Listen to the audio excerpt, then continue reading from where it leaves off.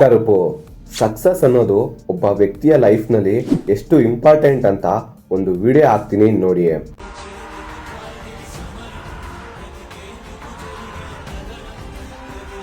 ಇದರಲ್ಲಿರೋದು RJ Balaji. ಇವರು ಈ ಸಿನಿಮಾದ director and actor also. So ಇವರು ಡೈರೆಕ್ಟ್ ಮಾಡಿದ ಸಿನಿಮಾಗೆ ಸಿಕ್ಕ ಸಕ್ಸಸ್ ನ ಇವರು ನೋಡಿ ಎಮೋಷನ್ ನ ಹೊರ ಹಾಕಿದ ವೇ ಇದು. ಸೊ ಎಸ್, ಈಗ ತರ ನಾನು ಸೂರ್ಯ ಅವರು ಮೈನ್ ಲೀಡರ್ ಅಲ್ಲಿ ಆಕ್ಟ್ ಮಾಡಿರುವಂತ ಕರುಪು ಸಿನಿಮಾನ ನೋಡಿದೆ. ಇನ್ನ ಸಿನಿಮಾ ಕೊಟ್ಟ ಎಕ್ಸ್ಪೀರಿಯನ್ಸ್ ಹೇಗಿತ್ತು ಅಂತ ಕಂಪ್ಲೀಟ್ ಆಗಿ ಈ ವಿಡಿಯೋದಲ್ಲಿ ನೋಡ್ಕೊಂಡ್ ಬರುವ ಬನ್ನಿ. ಇನ್ನ ಇದರ ಒನ್ ಲೈನ್ ಸ್ಟೋರಿ ವಿಷಯಕ್ಕೆ ಬರೋದಾದ್ರೆ, ಆಲ್ರೆಡಿ ಟ್ರೈಲರ್ ನಲ್ಲಿ ತೋರಿಸಿರೋ ಹಾಗೆ ಒಬ್ಬ ವಯಸ್ಸಾದ ವ್ಯಕ್ತಿ ಹಾಗೆ ಮಗಳನ್ನ ತೋರಿಸಿರ್ತಾರೆ. ಅವರು ಈಗ ಒಂದು ಲೀಗಲ್ ಕೇಸ್ ನಲ್ಲಿ ತಗಲಾಕೊಂಡಿರ್ತಾರೆ. ಸೊ ಅದು ಯಾವ ರೀತಿ ಕೇಸು, ಈಗ ಆ ಕೇಸ್ಗೆ ಕರೆಕ್ಟ್ ಟೈಮ್ಗೆ ಜಡ್ಜ್ಮೆಂಟ್ ಬರದೇ ಹೋದರೆ ಅವರಿಗೆ ತುಂಬಾನೇ ದೊಡ್ಡ ಪ್ರಾಬ್ಲಮ್ ಬರುತ್ತೆ. ಸೊ ಇವಾಗ ಆ ಕೇಸ್ನ ನಮ್ಮ ಹೀರೋ ಆದಂತ ಸೂರ್ಯ ಅವರು ಟೇಕ್ ಓವರ್ ಮಾಡಿ ಆ ಕೇಸ್ನ ಸಾಲ್ವ್ ಮಾಡಿ ಅವರನ್ನ ಈ ಕೇಸಿಂದ ಸಾಲ್ವ್ ಮಾಡ್ತಾನೋ ಇಲ್ವೋ ಅನ್ನೋದನ್ನ ನೀವು ಸಿನಿಮಾ ನೋಡೇ ತಿಳ್ಕೊಬೇಕು. ಪಾಸಿಟಿವ್ಸ್: ಇದರ ಫಸ್ಟ್ ಹಾಫ್ ಎಕ್ಸಲೆಂಟ್ ಆಗಿತ್ತು ಅನ್ಬೋದು. ವೆಲ್ ಸ್ಟೋರಿ ಸೆಟಪ್ ಹಾಗೆ ಅದರ ಎಕ್ಸಿಕ್ಯೂಷನ್ ಸಖತ್ತಾಗಿತ್ತು. ಹಾಗೆ ಸಿನಿಮಾದ ಫಸ್ಟ್ ಹಾಫ್ ನಲ್ಲಿ ಬರುವಂತ ಸ್ಟೋರಿ ಯೂನಿಕ್ ಅನ್ಸುತ್ತೆ. ವೆರಿ ಇಂಟ್ರೆಸ್ಟಿಂಗ್ ಆಗಿ ಸಾಗುತ್ತೆ ಸಿನಿಮಾದ ಸ್ಟೋರಿ. ಹಾಗೆ ಸಿನಿಮಾದಲ್ಲಿ ಸೂರ್ಯ ಅವರ ಆಕ್ಟಿಂಗ್ ಪರ್ಫಾರ್ಮೆನ್ಸ್ ಮಾತ್ರ ಚಿಂದಿ ಅನ್ಬೋದು. ಕೆಲವೊಂದು ಸೀನ್ ಮಾತ್ರ ಪರ್ಫಾರ್ಮೆನ್ಸ್ ವೈಸ್ ಅಲ್ಲಿ ಪೀಕ್ ಲೆವೆಲ್ ಹೋಗುತ್ತೆ. ಕೆಲವೊಂದು ಕಡೆ ಸೂರ್ಯ ಅವರ ಪರ್ಫಾರ್ಮೆನ್ಸ್ ಮಾತ್ರ ಪೀಕ್ ರೇಂಜ್ಗೆ ಹೋಗುತ್ತೆ.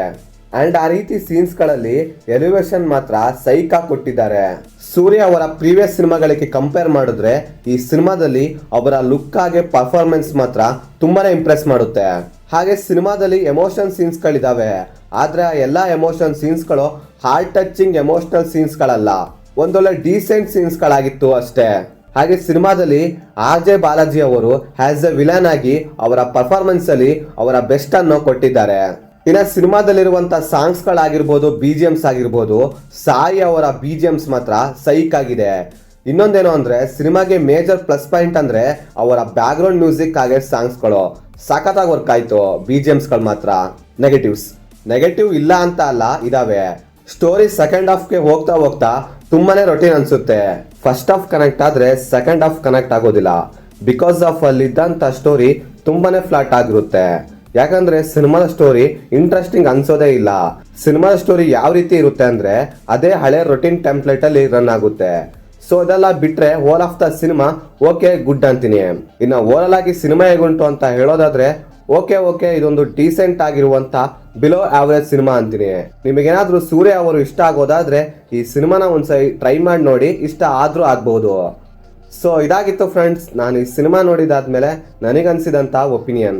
ನೀವೇನಾದ್ರೂ ಆಲ್ರೆಡಿ ಸಿನಿಮಾ ನೋಡಿದ್ರೆ ನಿಮಗೇನಿಸ್ತು ಅಂತ ಕೆಳಗಡೆ ಕಮೆಂಟ್ ಮಾಡಿ ತಿಳಿಸಿ. ಮತ್ತೆ ಬೇರೆ ವಿಡಿಯೋದೊಂದಿಗೆ ಆದಷ್ಟು ಬೇಗ ಸಿಗುವ. By friends.